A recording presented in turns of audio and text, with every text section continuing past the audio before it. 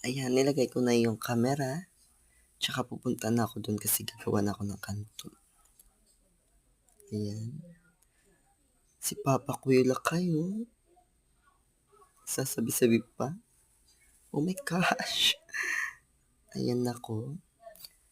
Kaya tinanggal ko na din yung tali ko diyan kasi para makita ako ng crush ko, maganda ako, 'di ba? Oh my gosh, tignan ko muna yung crush ko. Yan na yung crush ko. Tsaka gagawa na ako ng kanto. Watch and learn, guys. Kung paano ko gagawin yung kanto.